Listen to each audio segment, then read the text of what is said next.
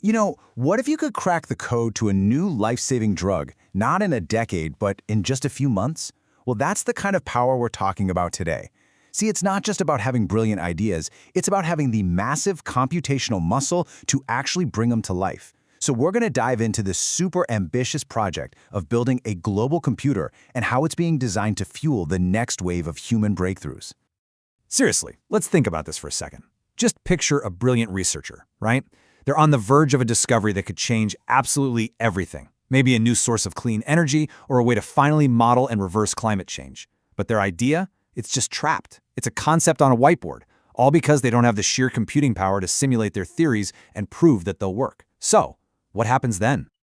Well, this exact problem actually has a name, and it's a huge hurdle for progress in science and technology.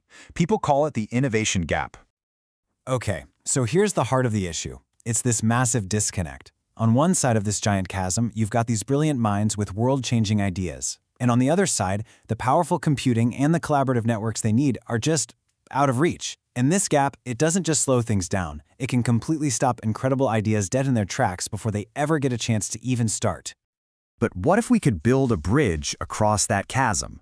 That's exactly what one organization set out to do, creating a literal bridge for the future of innovation. So meet SGCCRFC. And I know, that's a total mouthful. It stands for Scientific Grid Computing and Cloud Computing Resources for Community. It's a nonprofit that was set up back in 2013 to be this central hub, a meeting point for the entire global scientific community. Their mission? It's simple, but it's huge.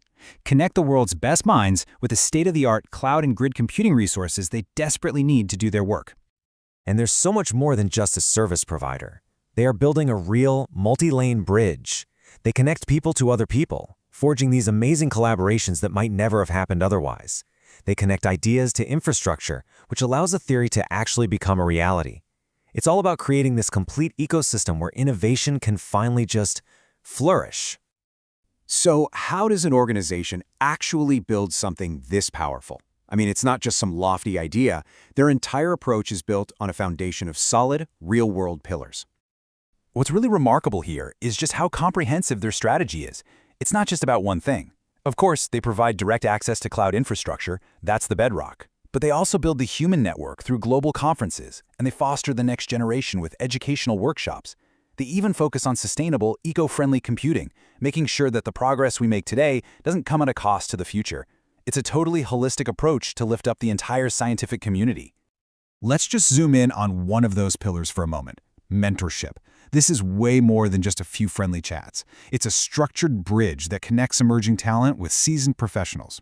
So students get practical, hands-on skills and these invaluable career insights that, honestly, you just can't get in a classroom.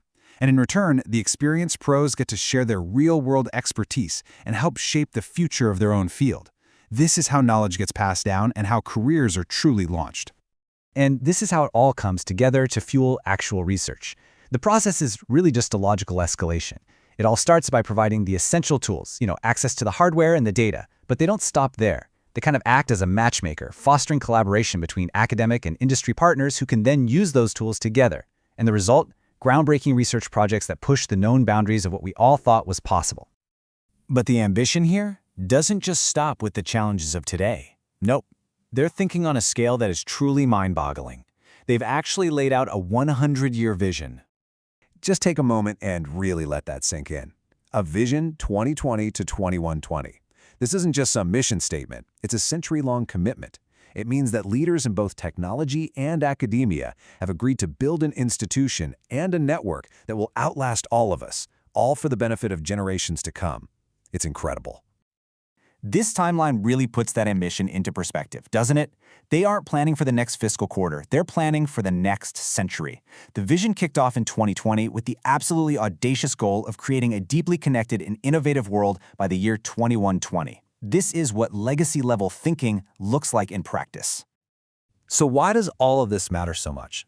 What is the real-world impact of building these bridges and thinking in terms of centuries? Let's bring it all together. Here's the ultimate takeaway. The next great leap forward for humanity probably isn't going to come from some lone genius working in isolation. It's going to come from creating these ecosystems where our best minds have frictionless access to our best tools, where collaboration isn't a hurdle, it's just the default setting.